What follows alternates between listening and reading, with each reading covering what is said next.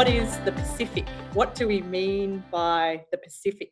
So in Australia, when we talk about the Pacific, often what we're talking about is the South Pacific, a particular area within the Pacific Ocean. But from other regional or maritime perspectives, the Pacific, we might be referring to the Pacific Ocean, encompassing much more than the small island states in the South Pacific. For example, we have US territories in the Western Pacific. There's the Pacific Rim countries that could be involved in conceptualising the Pacific, the United States, for example. Japan, for example. If you go to the United States, I spent 3 months in the US last year working at the East-West Centre as a visiting Asian Studies scholar.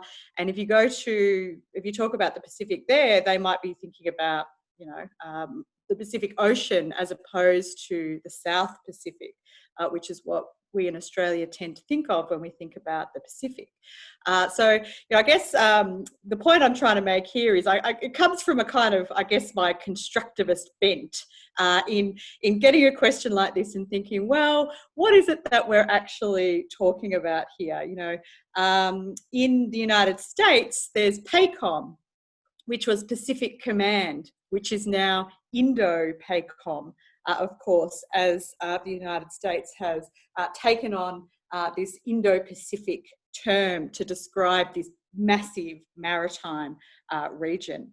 So there's also the sort of forgotten Pacific Rim countries of South America that tend to be dragged in all that often when we think about the Pacific in Australia.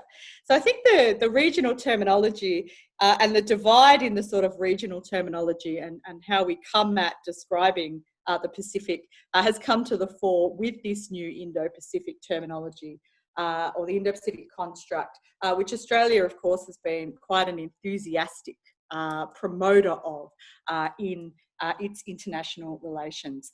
But one of the interesting things, and I don't know, Mark, you might have something to say about this when you present, but one of the things that I find when people often talk about the Indo-Pacific is that it's missing the South Pacific. The place of the South Pacific in the Indo-Pacific construct is actually not quite clear.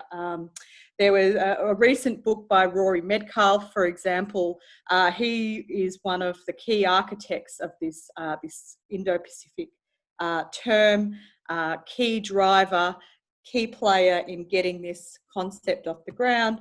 In his new book, Contest over the Indo-Pacific, there's actually very little on the South Pacific.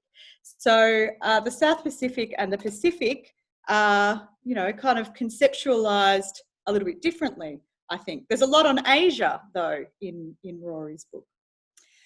So I guess in terms of how we then talk about insecurity or security challenges, it then again depends on what we mean by the Pacific. So I decided to focus on South Pacific and think about some of the main security challenges in that particular area, where you have, the countries that participate in the Pacific Island Forum as a key regional forum. And the number one is climate change. Like they are, the small island developing states of the Pacific are unambiguous about this. Climate change is an existential security threat. They know this, they appreciate this. It runs through all of their regional documents. And it's been a real side of contestation between these small island states who are a lot of them feeling very threatened by rising sea levels, and some of the more powerful members of the Pacific Island Forum. Well, one in particular, actually, and that's Australia.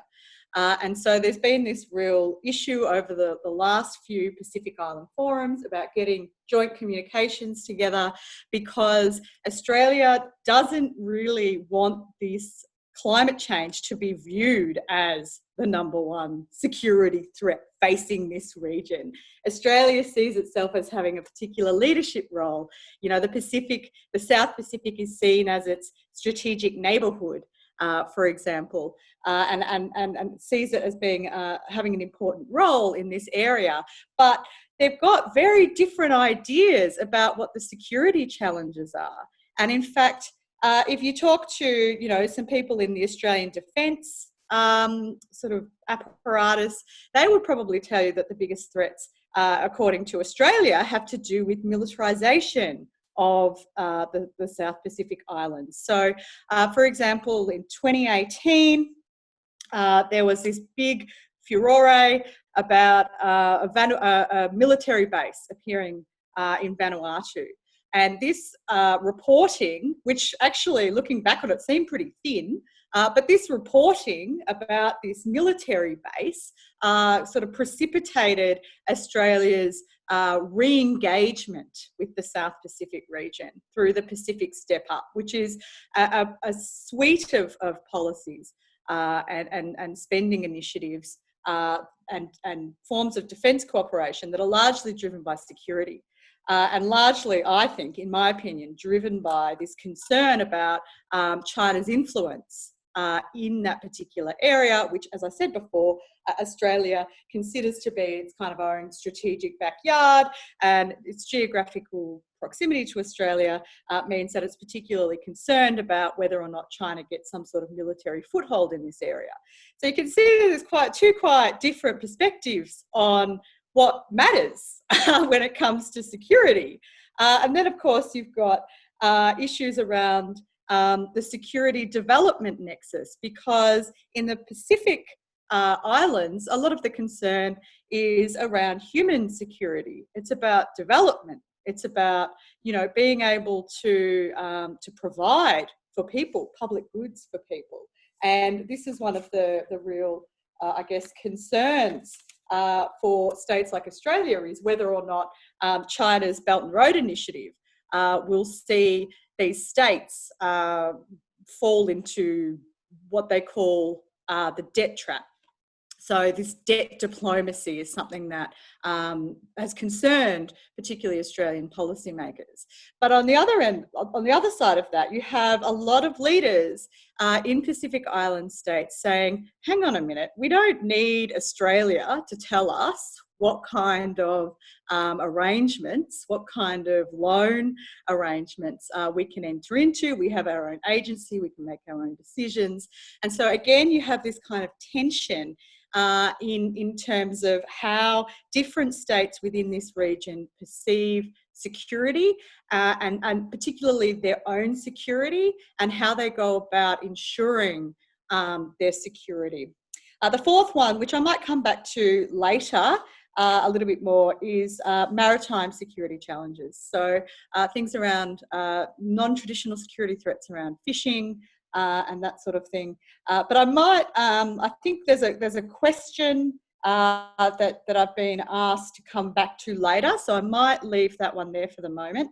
But just in terms of the security challenges in the Pacific has its own Blue Pacific concept, which is actually different from the Indo-Pacific. And in fact, in South Pacific, there's lots of mixed opinions about the Indo-Pacific, kind of like ASEAN, like Southeast Asia, where you've got different ideas about what the Indo-Pacific means. But the Blue Pacific is really a way of thinking about a sort of pan-Oceania identity, and a way of these states being able to come together in a kind of form of collective security to try to defend the interests that they share. And I mean, for me, my opinion, climate change is just kind of the standout. This is the one that really is at the centre of how these leaders envisage their security, or rather their insecurity.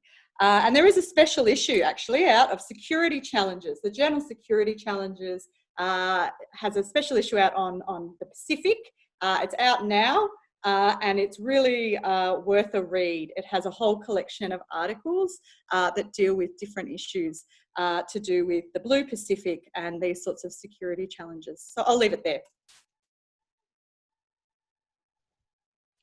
Thank you very much, Rebecca. And Mr. Beeson, would you like to give some thoughts on that? Sure. It just occurs to me that in light of what Beck was saying about regional definitions, perhaps I've got a map here, which I think I'll be able to show you. Do you want me to have a go and just see how this works out with the share screen thing? If I can do this, I've lost my map. Where's it gone? Here we go. So let me just do this share screen thing and just show you a map. Host disabled attendee screen sharing. Do you want to enable that? And I'll show you this map. I've just put you as a co-host. Try now. Okay, let's try that. Screen share. Okay, so we go to this. Okay, can you see that? Indo-Pacific Sea lanes? Yep, that's coming through well. Is that okay? You can all see that? Okay, so I thought I'd just put this map up because it might be helpful. So the part of the region that Beck was talking about is the bit on the right-hand side there, down towards the bottom, and that's the kind of classic Pacific Ocean. The bits that I'm going to be talking about are twofold. One is this kind of new concept of the Indo-Pacific, which is the bit on the left-hand side of Australia, the Indian Ocean basically, and northwards up through the Southeast Asian states towards Northeast Asia. So the other possible definition that we used to talk about a lot was the Asia Pacific, and that included everything on the kind of right-hand side, including China, even Russian's coast was there, but the North America, South America, depending on the definition. Now it's become fashionable to talk about the Indo-Pacific, but my particular area of interest, I think, is kind of Northeast Asia, Southeast Asia, that kind of area, which is another way of thinking about the region again. So at the outset, it's kind of worth just thinking about the different ways of conceptualizing the region, and it makes a difference about who you think is a part of the region, who should be included, and what the region in question is actually supposed to be about and supposed to be doing. So it's not a given. And the point that Beck was making about it being kind of socially constructed sounds a bit academic, and but it's important and interesting. So I can bring that back up again if you want me to later on. But it's kind of useful to have a bit of an idea about where we're talking about more precisely, I think. So I thought I'd just make a few very general remarks about the region and the kind of security situation there. I think one of the points to make at the outset is that it's been surprisingly peaceful, because a lot of people used to talk in the aftermath of the end of the Cold War about a return to multipolarity, that is, competing states. And a lot of people thought that the Asia Pacific or East Asia would become more confrontational, be more conflict, and yet that hasn't happened. So that's kind of interesting and slightly encouraging. Having said that, it's worth remembering that the Asia Pacific region, or East Asia, has been host to two of the most significant conflicts since the Second World War, the Korean War and the Vietnam War, both of which involved the United States. And many people in North America think that the role of the United States as a source of stability is absolutely vital for the region and wouldn't be stable without it. However, they've been involved in two big conflicts, and as China takes delight in pointing out, they haven't been involved in any kind of aggressive conflict apart from a short border war with Vietnam in the late 1970s. So that's worth keeping in mind as well. Anyway, so there's a question to be debated and discussed perhaps about the role of the United States, whether it is a vital source of security or not. And what would happen if the United States decided to leave the Asia-Pacific region, which some people think is a possibility, Hugh White most famously, and Mr. Trump has sort of given the idea that this is not inconceivable given his kind of approach to foreign policy. The big thing that's happened in the region, and this includes the Pacific, as Beck was suggesting, and the Indo-Pacific, and the formation of the Indo-Pacific is a direct consequence, I think, of the rise of China. And that's been the big thing that's happened in the region that's kind of destabilized our thinking about the region, at least, if not the actual security of the region itself. So that's been a huge change in the region, biggest thing that's happened in my lifetime, I think, bigger than the end of the Cold War. And one of the interesting things about China's rise is that it hasn't just been military. Yes, it's been making aggressive territorial claims in the South China Sea and other places, but it's also been able to use what people are coming to describe as geo-economic power. And that means they can use their sheer material importance to the global economy to encourage states to behave in particular sort of ways. And this is partly this Belt and Road Initiative that they're rolling out, which for some countries is going to be hugely influential, because a lot of countries actually need basic infrastructure investment, and it's very welcome wherever it comes from. So this is quite an attractive kind of proposition, despite the concerns about so-called debt diplomacy and these other kind of issues. So that's a big deal. The other thing is that the Trump administration, as I mentioned, is, well, we could probably talk about this for quite a long time, but it's unpredictable, it's erratic, it has what's called a transactional approach to foreign policy and diplomacy, can't be relied upon in the way that many people in Australia, for example, like to think it could be, and it's much more uncertain what it's going to do than it used to be, and that's interesting and important, and potentially it opens up a leadership space for other countries to fill. And there's a lot of chit chat about who might do this. China's one option, of course, but there's a long article in the New York Times today, which I've just posted to the Twitter sphere, which is all about the rise of middle powers actually playing a more prominent role in the region. That's something else we might want to talk about as well, perhaps. Can't read my own writing, unfortunately. Oh yes, so the question, one of the questions I was asked was about the possible role of multilateral institutions in keeping the peace and providing a useful forum in which to manage their own relationships and possibly the relationships of great powers as well, given that there is this increasing competition between the United States and China. So the obvious candidates in this regard are ASEAN, the Association of Southeast Asian Nations. Now, I'm famously skeptical about ASEAN's ability to do much at all. And it's unfortunate because there's also an organization called the ASEAN Regional Forum, which could be the premier regional institution to manage security problems. That's what it was kind of set up for. But in reality, it doesn't have much capacity to influence the behavior of countries that don't want to go along with whatever it suggests. So if China and the United States don't like what it suggests, they just don't take any notice, basically. So it's very limited and very dependent on countries agreeing voluntarily to go along with a kind of consensus process of policy formulation. So it hasn't really done much.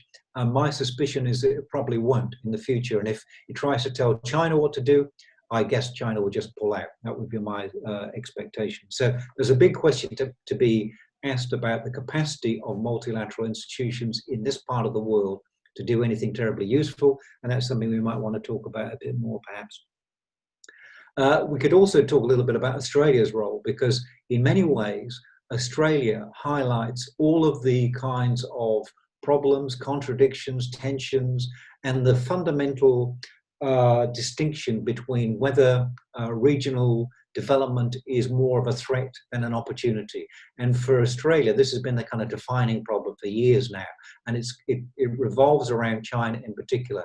Yes, our economic welfare is overwhelmingly dependent on what happens in China now, but we don't like China. We find it destabilizing, makes us nervous, we're not sure what it's all about.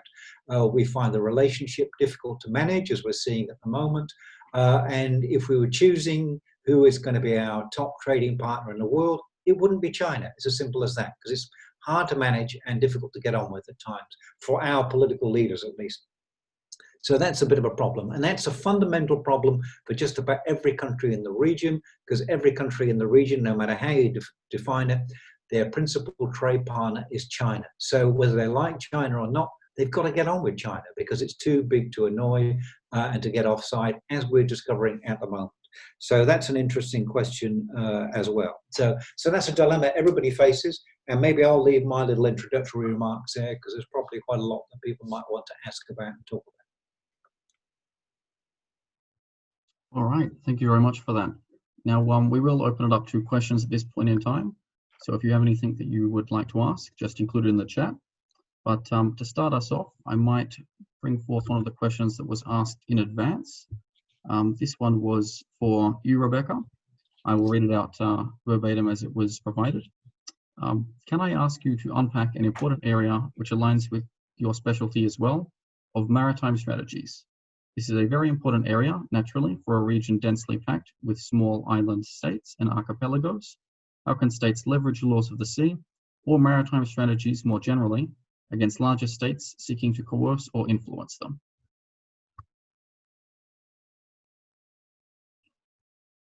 I think you may be muted there.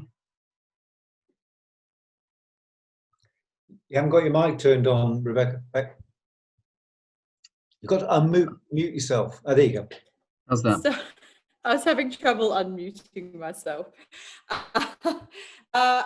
So yeah, it's a huge question, this issue of maritime claims and assertions, particularly if we're considering, you know, the whole of the sort of Pacific Ocean area, particularly in the South China Sea. This is the one area that has become a kind of exemplar of great power competition that Mark was describing in his presentation. This is something, you know, the South China Sea is the thing that if you read, say, the United States Declaration from 2019 on the Indo-Pacific, this is the thing that the United States holds on to as the key example of how China is trying to revise the rules-based order. We hear that term a lot, the rules-based order. And the South China Sea is a central area of concern. But states have very different concerns about the South China Sea. For the United States, it's about their interpretation of freedom of navigation and the sorts of freedoms that international law permits, particularly its Navy, to go about patrolling waters in the Pacific and as well as in the South China Sea. But for other countries in Southeast Asia, you know, the smaller countries that are referred to in that question, you know, it's really about sovereignty. So it's about some of the claims over the land features that within the South China Sea, but it's also about their entitlements under international law. It's about fishing. It's about potential for oil and gas. There's not a huge amount of oil and gas in the South China Sea, according to experts, but it's not quite clear. But particularly around fishing, it's the main question in the way that I think about the South China Sea is how do these small states prevent a bigger state from being able to just take what they want? China in particular, you know, with all of the sort of illegal fishing, the maritime militia that goes on in the South China Sea, how do these smaller states really, you know, defend their international legal entitlements? And at the moment, I mean, it's not hugely great news on that front. Of course, the Philippines took China to an arbitral tribunal that was instituted under the United Nations Convention on the Law of the Sea, which is what we call the Constitution for the Oceans. This is the rule book for deciding who gets to fish where and who gets to drill for oil in what areas. So under this constitution, the Philippines tried to use a court to defend its legal entitlements against China. But, you know, China's just like, well, that's great, but it's ignored it. So it's very difficult for these states to be able to push back against China, particularly when China is focusing on developing its status and its capability of becoming a maritime power. And it does have, you know, huge resources.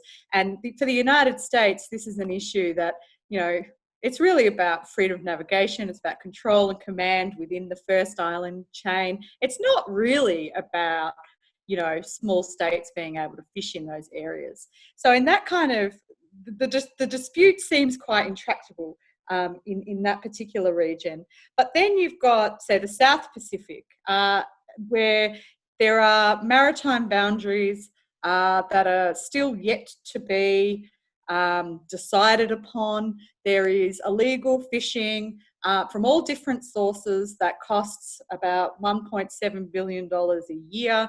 There are these sorts of maritime security challenges really costly for these small states. But they're not necessarily the same as what's going on in the South China Sea.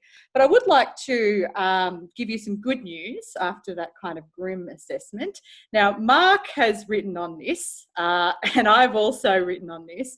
It's the Timor Sea Dispute, where you did have an example of a smaller state taking, or not taking a bigger state to court, because that's not really correct, but instituting a process under international law called a compulsory conciliation, where they brought Australia into a process where these two states had to negotiate a maritime boundary, which Australia was resisting for decades.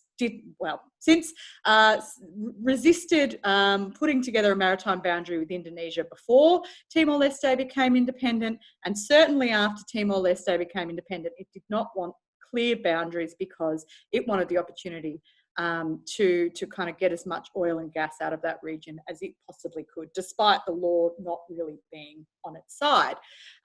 So in this example, Timor ultimately were successful in bringing about a resolution to one aspect of a dispute. And Mark and Andrew Chubb wrote an excellent article about that compared South China Sea and the Timor Sea Dispute. And you should all read that because it's really interesting. So I might leave it there, but I guess my point is that there are opportunities under international law for smaller powers to be able to hold bigger powers to account, but there are limits on that as well. So it's an ambiguous answer, but there you go. All right then. And Mark, as it appears you do also have a background on the Timor Sea. Would you agree with? Yeah, nothing like as extensive as Beck's, but I did write this article with a young and brilliant colleague of mine, Andrew Chubb, who's a very clever chap, and we just made the somewhat obvious point in some ways that countries who are relatively big and powerful tend to bully countries that aren't relatively big and powerful. And that applies to Australia and Timor, because Australia compared to Timor is big and powerful, and it did us no credit that we used that leverage and influence to try to cajole Timor into an unfavourable deal, and one that was in our kind of national interest. And not only that, but the Australian government actually spied on the government in Timor and bugged their main meeting room. And this has been an ongoing scandal ever since, which the government in this country has tried to hush up because it doesn't reflect well on us. And one of the whistleblowers in that case is still being dragged through the courts by the Australian government in a way that I think is pretty shameful and doesn't reflect well on us either. So there's a lot of blame to go round in these kinds of cases. It's not just about China. All right then. Yes. Can I just add another point? Yes, please go ahead. And that is that we in Australia, the Timor Sea dispute does get quite a lot of attention. And as Mark points out, it is, a clear, you think about relative power relative to Timor-Leste. I was looking this up the other day. Australia's economy is 555 times the size of Timor-Leste's economy. So a huge power differential, right? And Timor actually hasn't managed to succeed in getting what it wants, which is its development plan to the Greater Sunrise yet. So it's a partial win for Timor-Leste. But there are actually other examples across the Indo-Pacific where smaller states have also won in international legal proceedings. One example was Bangladesh taking India to an arbitral tribunal for maritime boundary delimitation in the Bay of Bengal. And Bangladesh won quite substantially a big portion of exclusive economic zone and extended continental shelf through that process. And India accepted that ruling. It had been putting it off for ages as well. And another one, and part of the reason why Australia and India have accepted these legal processes, despite actually not thinking that it's in their material interests, is because they are supporting this rules-based order concept. And they've kind of put themselves into a corner by saying, well, China, you need to obey the rules, and then not obeying the rules themselves, or, you know, kind of violating the spirit of international law. So India was keen to kind of set a good example or good role model for maritime disputes. Australia has also presented itself after the dispute as being like a good international citizen for participating in these dispute resolution processes. One of the ones that's a bit of an outlier at the moment is actually the UK, because Mauritius took the United Kingdom to an UNCLOS arbitral tribunal, and they had a ruling in 2015 that invalidated this marine protection area that surrounds the Chagos islands that the UK claims, but Mauritius also claims. So Mauritius, they experienced this kind of legal win, but nothing has changed. The UK has not changed the marine protection area. Mauritius took the United Kingdom to a special, what is it called? To get an advisory opinion from the International Court of Justice about its sovereignty claims, which the UK also lost, but the UK is refusing to do anything about it. So you've got a bit of a different situation here where while the UK, and much more powerful than Mauritius as well, like in the other cases, has not sort of tried to change anything, despite it also being this advocate for an international rules-based order. All right then, fantastic. And very fittingly, I can see we've just received our first question in the chat. This is from Marcus Schultz to both speakers. Do you think there is a greater scope for Australia to lead an oceanic coalition to set a good example, or would this be perceived as meddling? Maybe, Mark, if you'd like to start. Sorry, what was the second part of the question? I missed that. Or would this be perceived as meddling? I'm assuming meddling in other states' sovereignty. This is probably more a question for Beck, I suspect, because I don't even know what an oceanic coalition is. Is that a well-known phrase in this kind of area, or is it just a figure of speech to talk about symbols? Anyway, let me just make a point that Beck can answer that in more detail, but let me just make a point that flows from what Beck was talking about just now and may go some way to answering this question, I think. And that's about this famous rules-based international order. Because one of the points about this, in principle, it's an excellent idea that if you have a situation where the behavior of great and powerful states like China and the United States in particular is governed by rules, they are encouraged to subscribe to norms that encourage peace and cooperation and those kinds of things. That's a good thing. It's hard to think of an argument against that. The problem is when it comes to the actual application of this and whether they have any capacity, the rules that is, to actually influence the behavior of particular states. And this applies to both China and the United States, because the United States is not, I mean, Trump in particular doesn't seem to grasp the advantages that flow to the United States from actually helping to create this rules-based international order, in theory at least. And the fact that that's been a major part of the way that America has used its influence in the world over the last half century or so. I just don't think he quite gets that.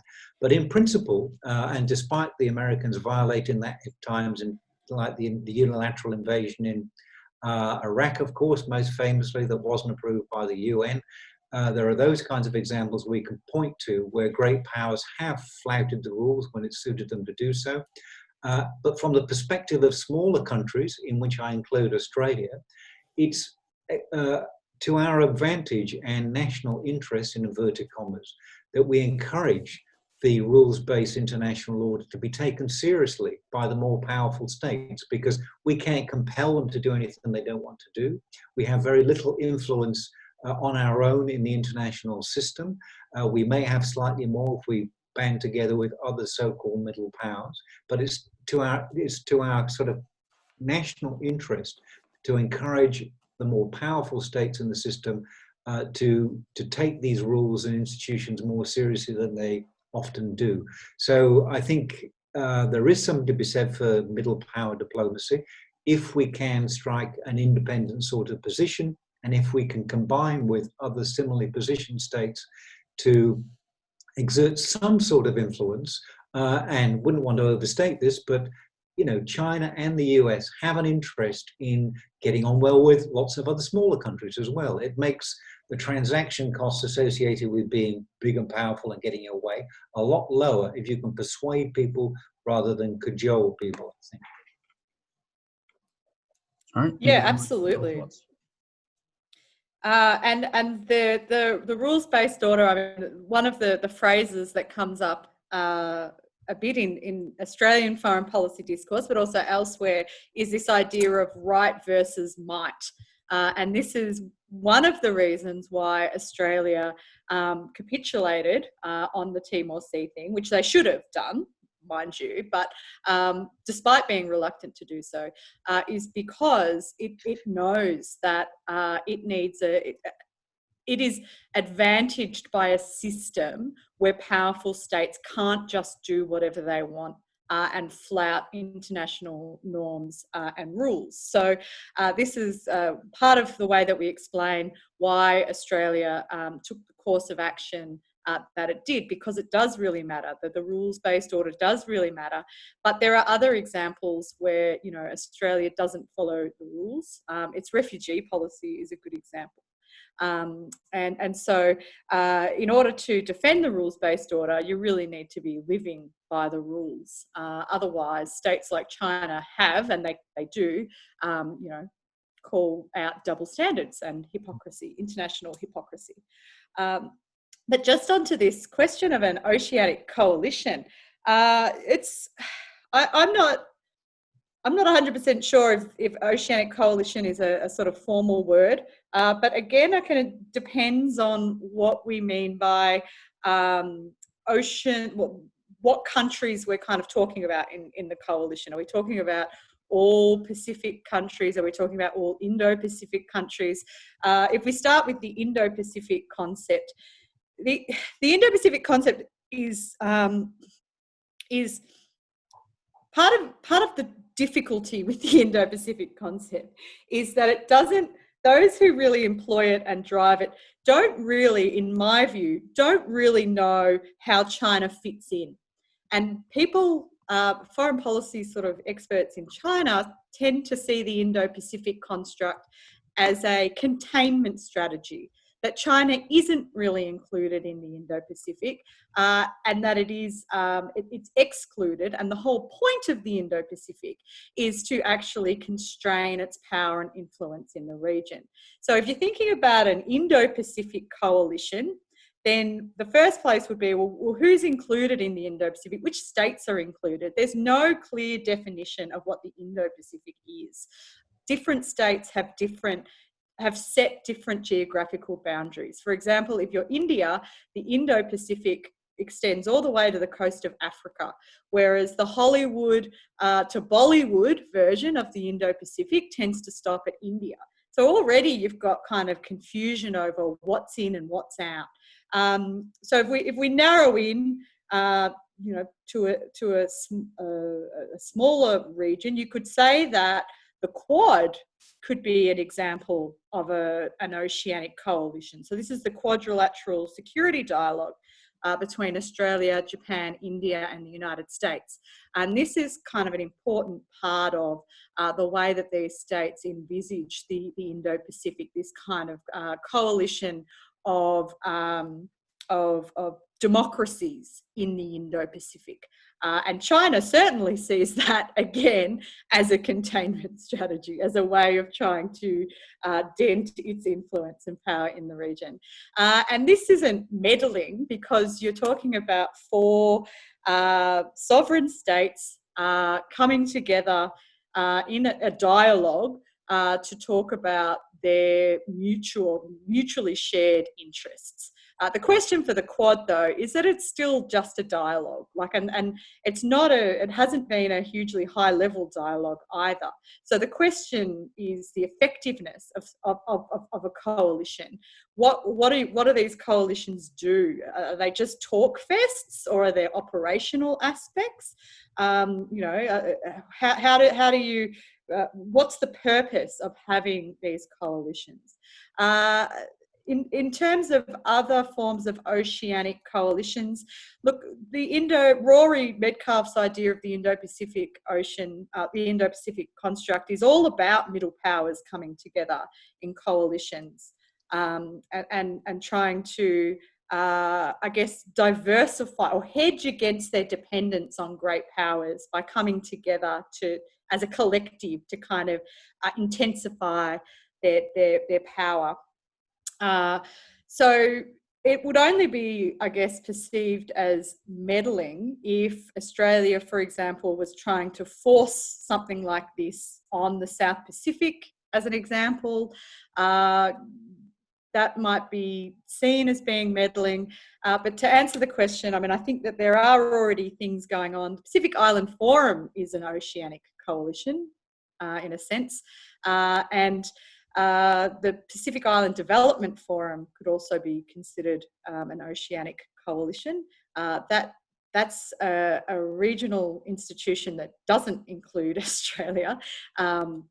That was created after Australia put sanctions on Fiji after a coup.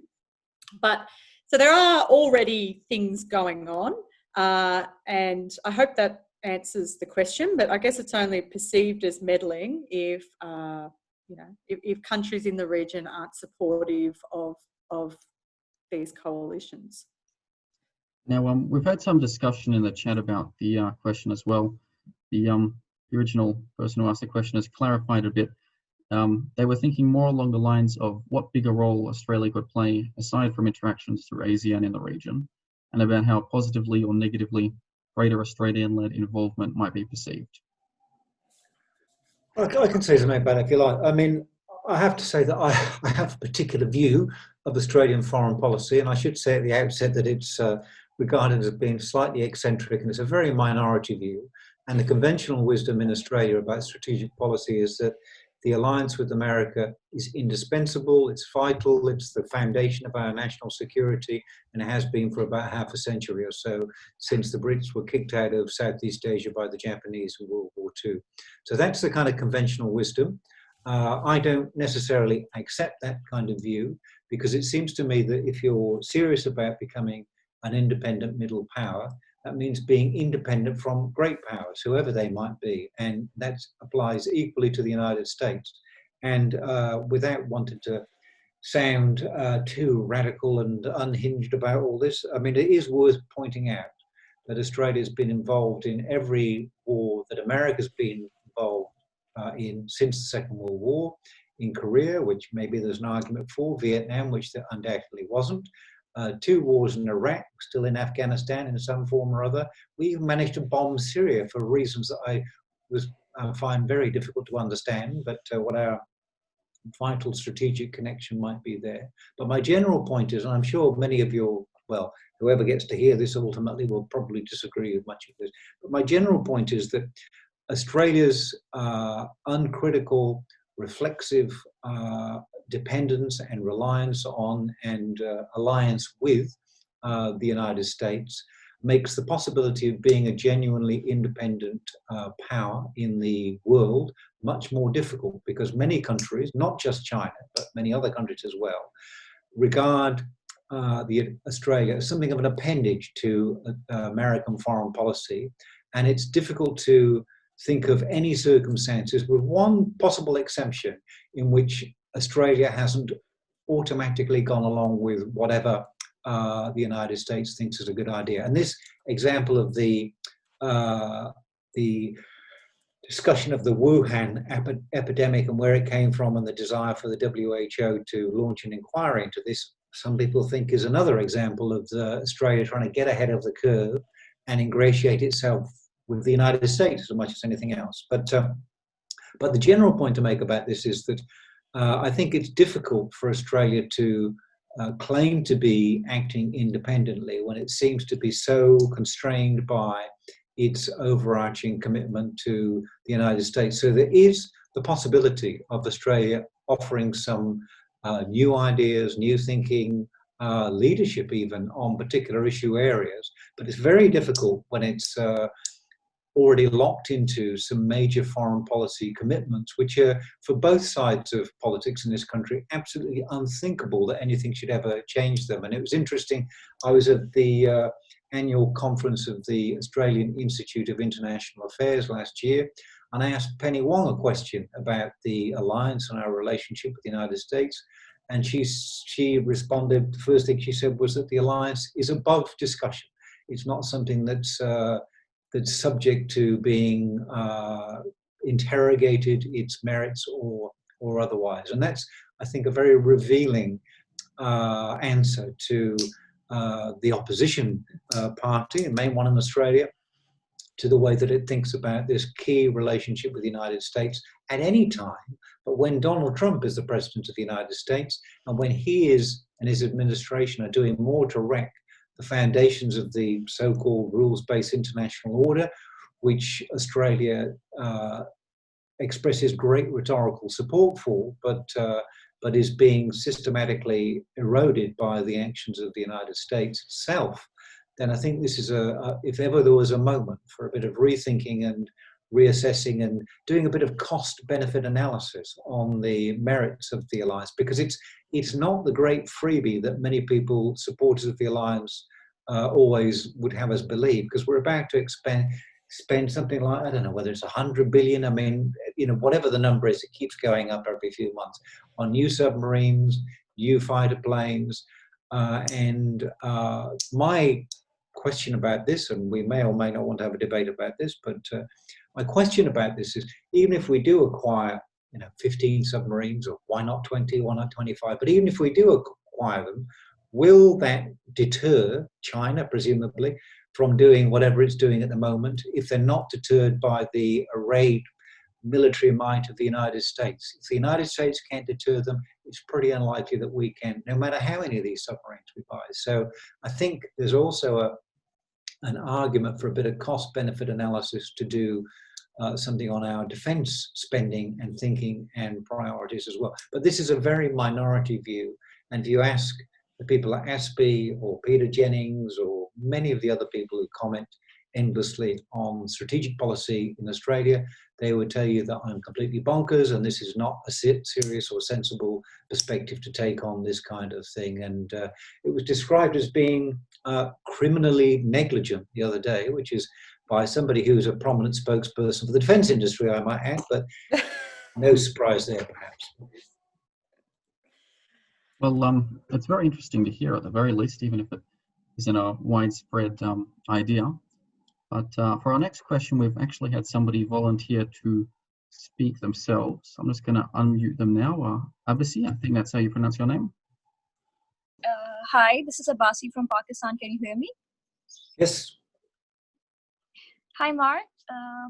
So I would like to ask you, what is your take with respect to the increasing influence of China from Djibouti to Gwadar to Harbin Tota to other countries? Like, as Rebecca said earlier, that United States is no more concerned about China's presence because they have their own, they are more concerned about digging the oil and other economic resources from the oil. So, they are not very much interested to take a look right here in Indo-Pacific, if I am understood right. But do you think that this increasing influence on the base, on the ports, can actually lead to a power shift, a global power shift, which could be massive for the countries of Asia region? Okay, well, that's an excellent question, and you would know quite a bit about this living in Pakistan, because that's one of the principal places where the so-called Belt and Road Initiative is being rolled out, and I gather that there are differences of opinion about how that's playing out, what the implications are for Pakistan in the long term, and the overall dependence of Pakistan on China and its lack of room for maneuver as a consequence of that. And I think this is true for many of the countries in the region, and this is what I was talking about earlier on, this difficulty of knowing whether China represents more of an opportunity or a threat. But as far as extending influence, people talk about this so-called string of pearls of strategically important ports around the Indo-Pacific area, of which you are the host of one of them. And I think there's no doubt that China would be interested in having the opportunity to be able to have military bases in different parts of the world, if not least because it's important to protect vital supply routes of energy from the Middle East and those kinds of things. So there's a pretty conventional geopolitical logic to much of the kinds of things that China's trying to do. And I think there's a question about how that plays out, the capacity of China to keep paying for these kinds of things, given that many people are saying that the current crisis might have a big impact on China as well as everybody else. So there are those kind of pragmatic questions about this. But at the more general level, I think one interesting question to think about is whether this is entirely uncharted territory in some ways, because if you remember the United States in the aftermath of the Second World War, they had a Marshall Plan in which they rolled out lots of aid and assistance to particular countries that were on their side, as it were, for geopolitical reasons.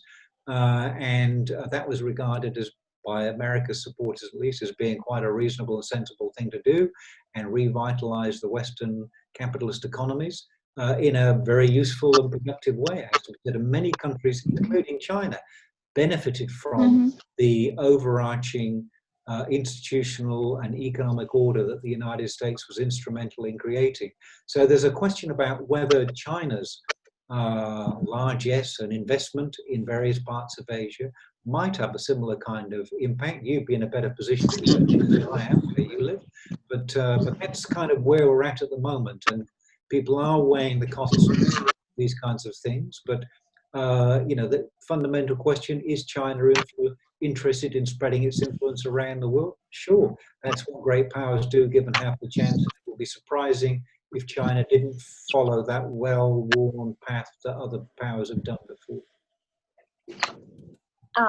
Thank you so very much, Mark. So I would add one more thing, that specifically for the countries of India and Pakistan, like, do you think that this influence of China, or this, you can say, a kind of intervention in Indo-Pacific can be a big threat for both of them, for both of the nuclear powers to get involved in another war or something? Well, you possibly know more about this than me. I would be most surprised, and I think we all make on the assumption that rational actors, as they say in international relations scholarship, would look at this, the relative costs and benefits of getting involved in a nuclear war, and probably decide not a good idea.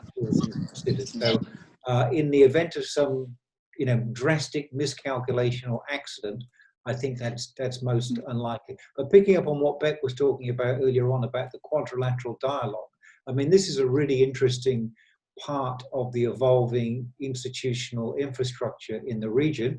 It hasn't got much institutional capacity at the moment, but symbolically, it's terribly important, I think, in as much as it has the kind of usual suspects in Japan, Australia, and the United States, who are either formally or informally bound together in various kind of strategic relationships and alliances. The swing state, as it were, and the country that everybody is hoping is going to do its bit is India, of course. India so far is pretty lukewarm about what might or might not be involved in this. And I think it's got its own kind of concerns and relationship with China. And it's got its own concerns and interests in the Indo-Pacific as well. So up to this point, at least, India's not kind of doing as much as the other three states in the Quadrilateral Dialogue would hope. And so at this stage, it remains a kind of work in progress, and it's not obvious how effective it's going to be, particularly when you think that its main goal, as Beck was saying, is undoubtedly we never use the word contain, but it's effectively a driven by and a response to the rise of China. And the principal concern is China as a strategic actor. That's what everybody's concerned about, that it's going to push the United States out of the Asia-Pacific region. And that's one of the reasons why Australia in particular has been a big champion of the Indo-Pacific idea, because on the one hand, it's a way, they hope, of encouraging the United States to remain engaged in the kind of wider Asia-Pacific, Indo-Pacific region. But it's also, particularly from the perspective of Perth, where I'm talking from, it's also a way of engaging with our kind of Western seaboard and the countries of the East Africa, Southern Asia. From a perspective of Perth, this looks like a kind of no-brainer in some ways. And it's no coincidence, I think, that 3 of the last 4 foreign ministers in Australia have actually come from Perth and have been enthusiastic converts to the idea of the Indo-Pacific. And maybe that's why it's been so actively supported. And I think it's also, in some way, testimony to the potential effectiveness of smaller powers to get new ideas on the agenda, because Australia in particular and Japan have been banging on about the Indo-Pacific for quite some time now. And to their delight, last year, the Trump administration started to pick this up and use this new language of the Indo-Pacific rather than the Asia-Pacific, and everybody in Australia was pretty excited about this as a bit of a minor foreign policy triumph. Whether it amounts to anything is another question, of course. Can I? Yeah, sure. Can I contribute to that? One of the interesting things about the Quad is that if you talk to some Indian analysts or foreign policy actors, they will actually blame Australia for the fact that the Quad hasn't moved very far. And what they say is that Australia lost a lot of trust because this is actually the second iteration of the Quad. And in 2007 or 2008, the new Rudd government decided to pull Australia out of the first iteration of the Quad, precisely because it was concerned about how China would view the Quad. And so you have some views out there that actually it's because of this is the reason why why the Quad hasn't really taken off as an institution. And India, I think the test case, the one to look out for, in my view, of the health of the Quad is whether or not India decides to invite Australia to the Malabar exercises. So these are the big naval exercises that are held by India with the United States and Japan. And at the moment, they are reluctant to let Australia join those exercises.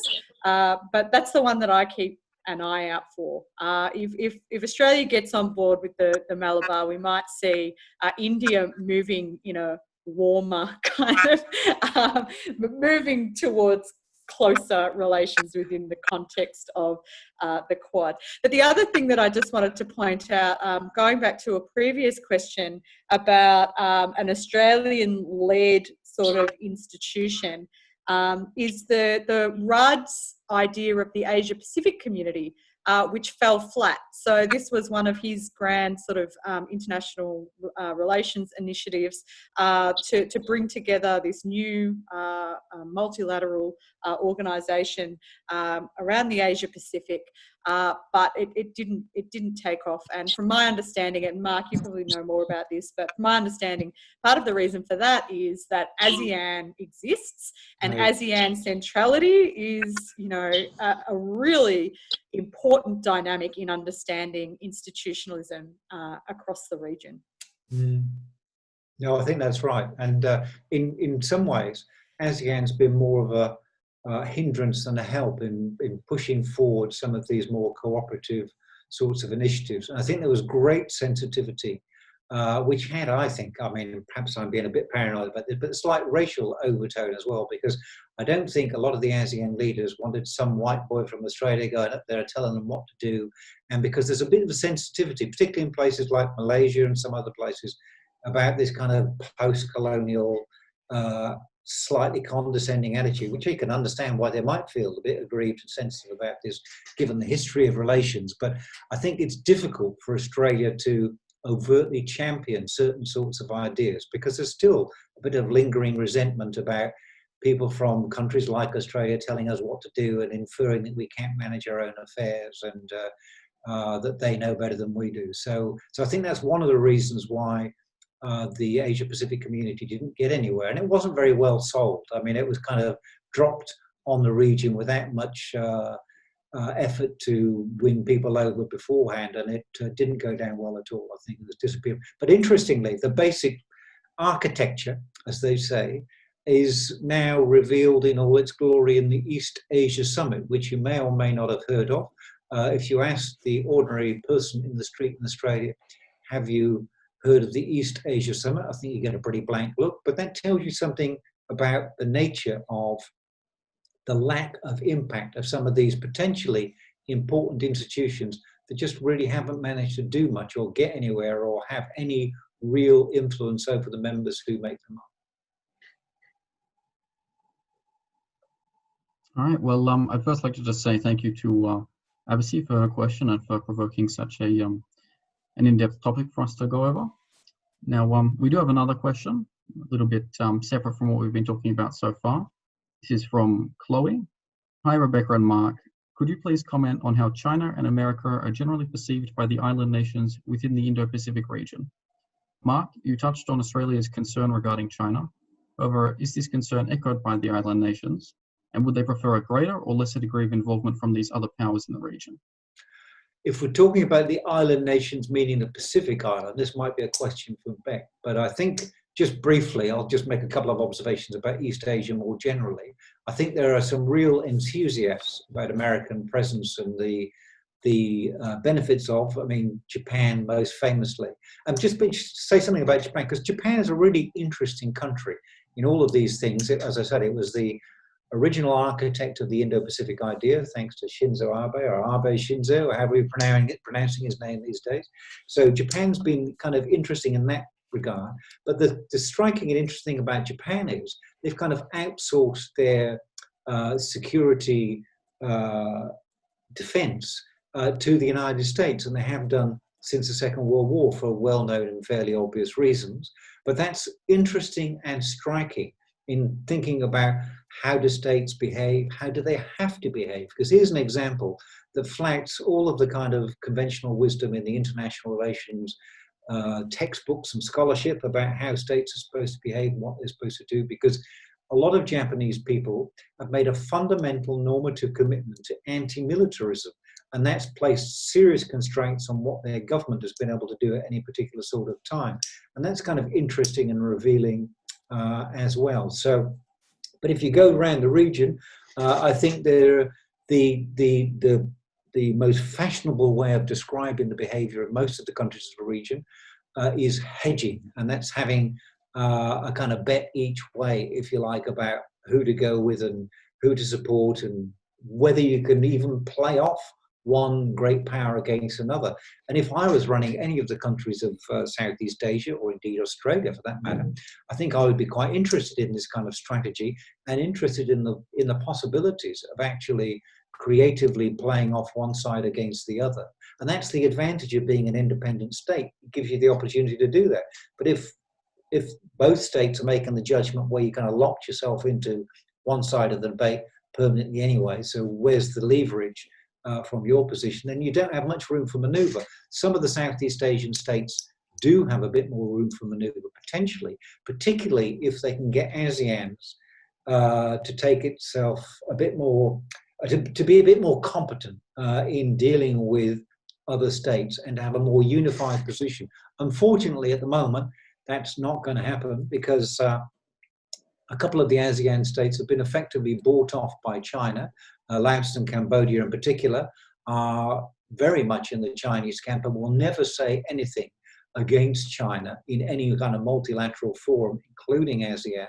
And that means that on the most important security question, arguably, that ASEAN's ever faced since its inauguration, it can't come to a unified position on the rise of China. And that's a pretty damning indictment of ASEAN and its effectiveness, it seems to me.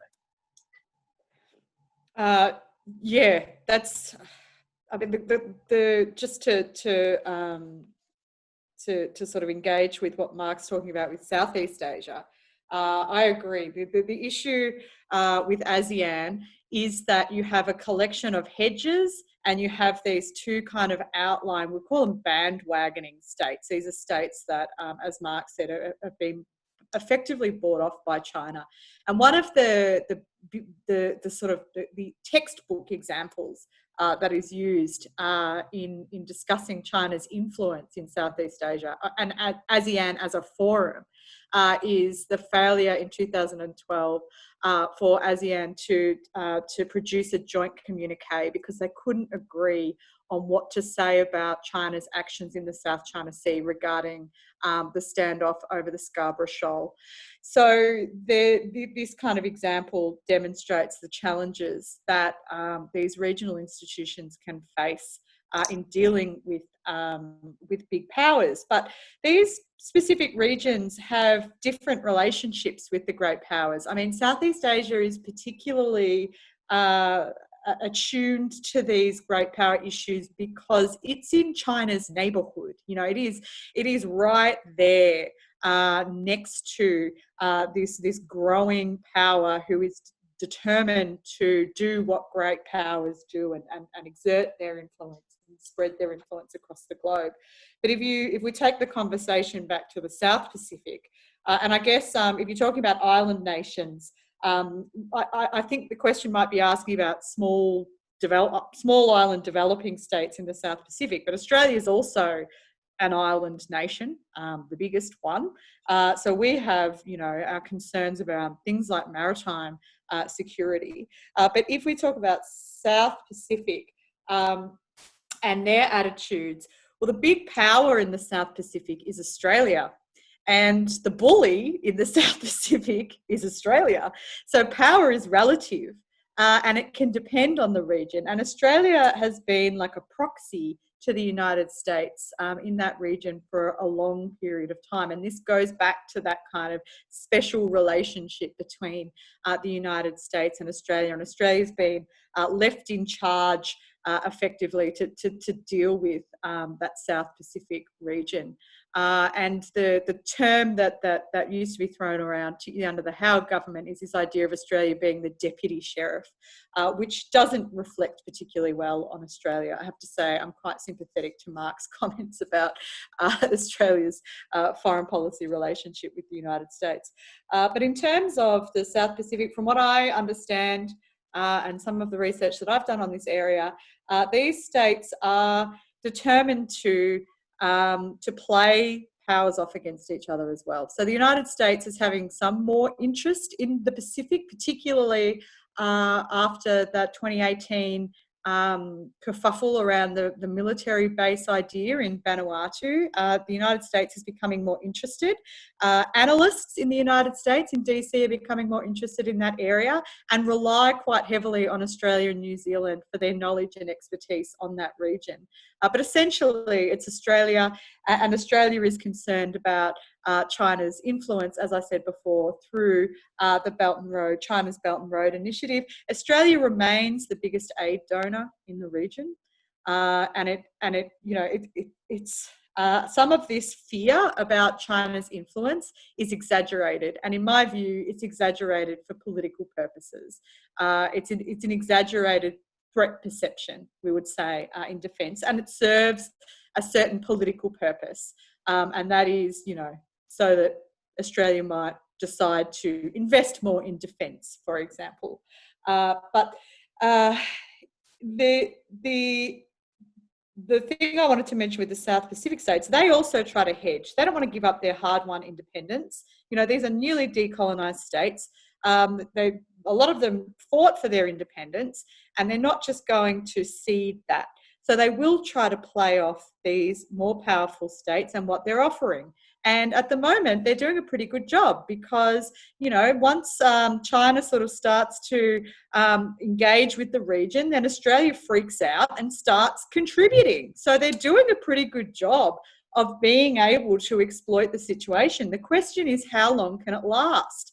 How long are these small island states able to hedge? How long are they going to be able to do this before they actually make a choice or be forced to make a decision about whether they bandwagon or whether they balance, whether they sort of tend towards the United States? So it's a really big question. But for the moment, these states, they protect their agency. They do what they consider to be in their best interests, not in the interests of Australia, but in their own national sovereign interests, as they should. The other issue that is interesting is recognition of Taiwan is a big issue in the South Pacific. So there's this contest between China and Taiwan invests a lot of aid in South Pacific too. So some states continue to recognise China. Recognise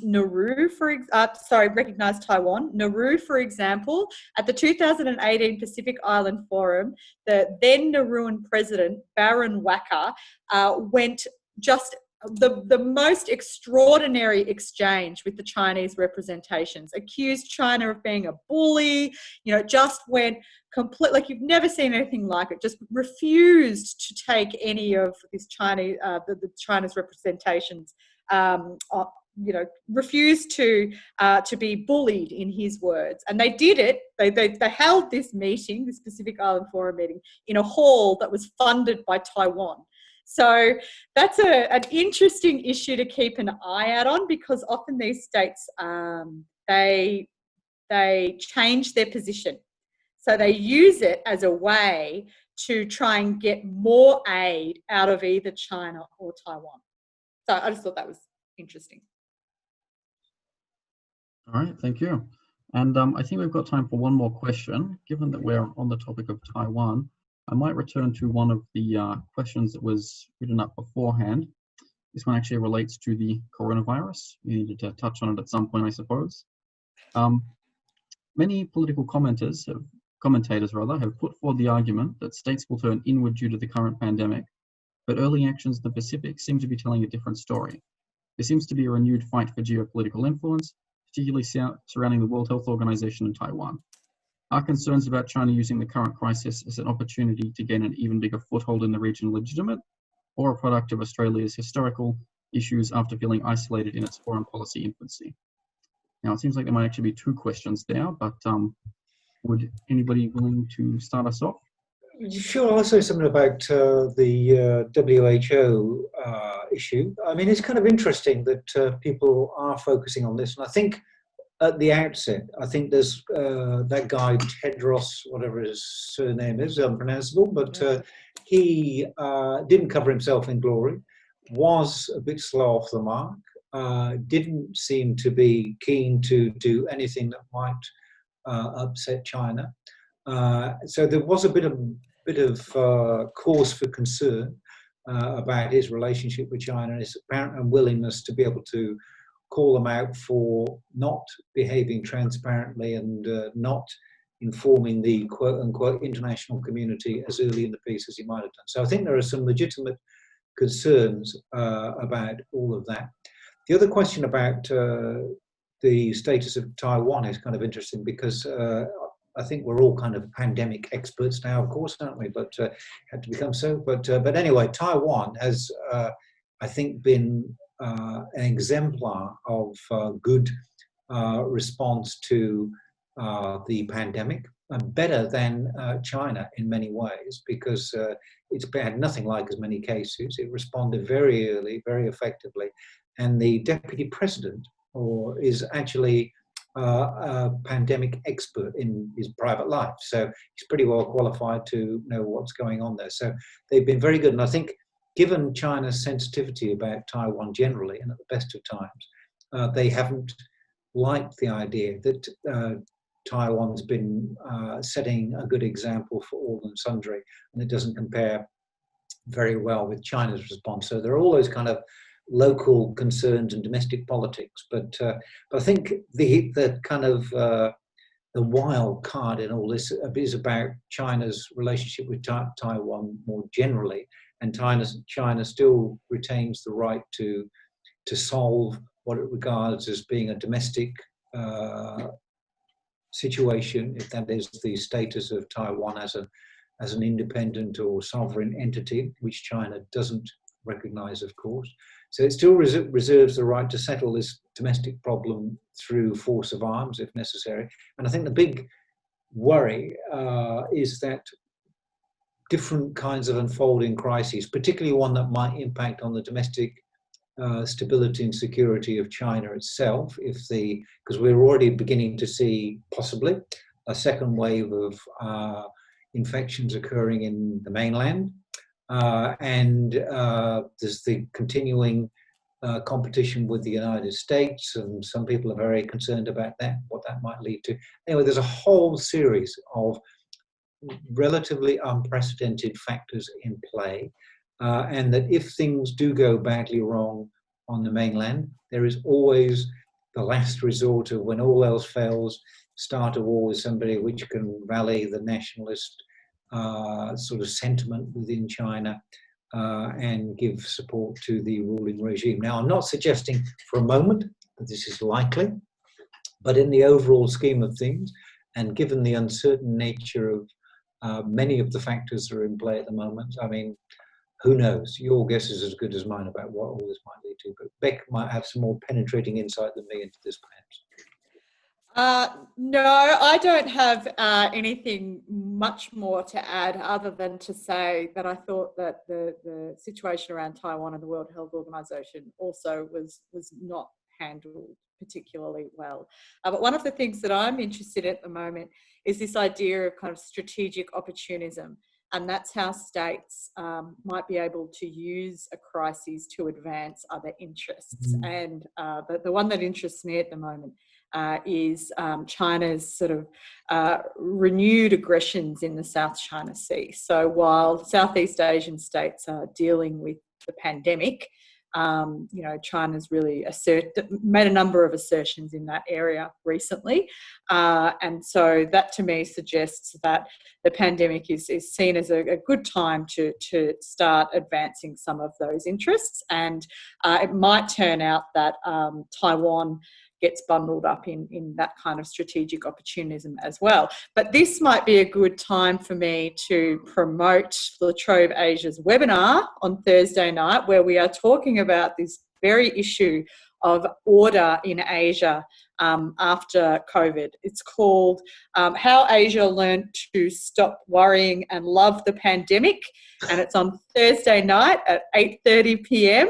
And I'm sure that we can share the details with you, but we have 3 experts who are going to deep dive into these very issues about what the future might look like.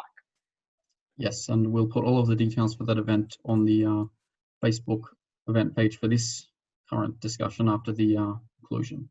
Awesome. Now, we are quite close to the end, but I've just seen there's a question from somebody who's come in attendance from Belgium, and I'd feel a bit guilty if he was up, I'm assuming, quite early or quite late, and we didn't get his question in. So perhaps if we could get a quick answer to, could you imagine later in the future a regional security architecture led by China at the institutional level and some countries joining it willingly? Anything's possible. I tell you what's interesting to read for the Belgian person. David Kang has written interestingly and provocatively about China's strategic relationship with the region. And his argument is, when China has been strong, the region has been peaceful. When China has been chaotic and disordered internally, the region has been unstable and uncertain. So his argument is that strong China could be good for the general stability of the region. And my guess would be, all of the things being equal, the big issue is, at some stage the United States has got to decide, is it worth getting into a big fight, i.e. possible nuclear war with China over issues and countries that are quite a long way from us. And there's a sort of certainly inexorability about China's rise so far.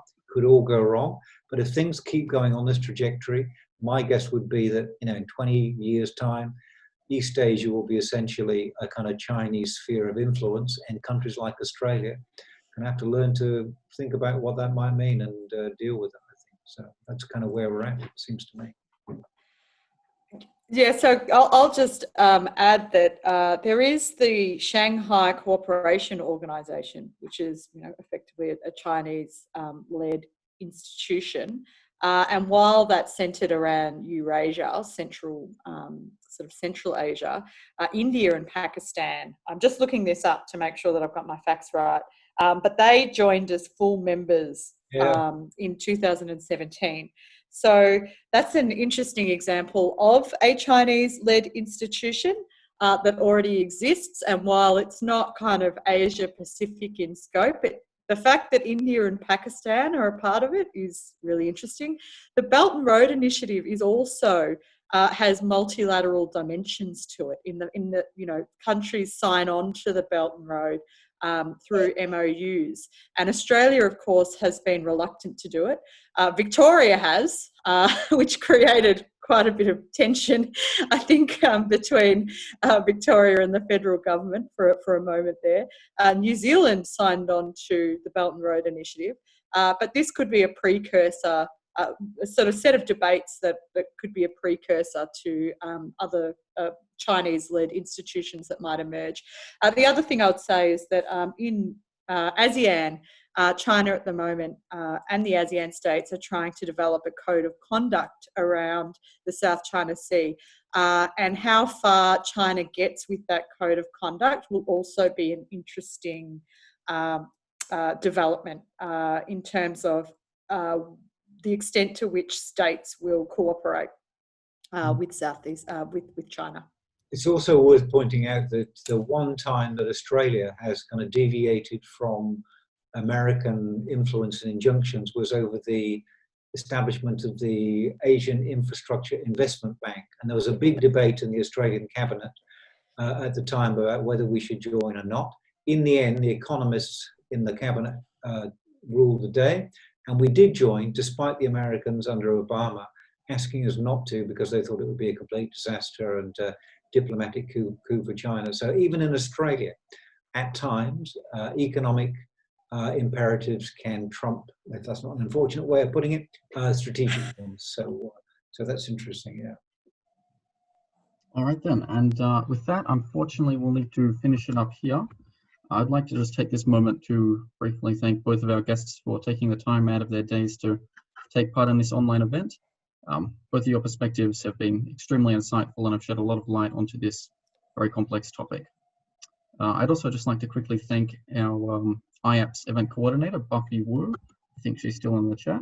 Yes. Unfortunately, Buffy wasn't able to host it, but luckily she was able to make it in and attend the event at least. She's put a lot of work into preparing beforehand, and we're all very thankful for her efforts. In addition, thank you to all of the attendees, everyone here. We hope you've enjoyed the event. Keep an eye out on our social media for some upcoming events that we've got planned.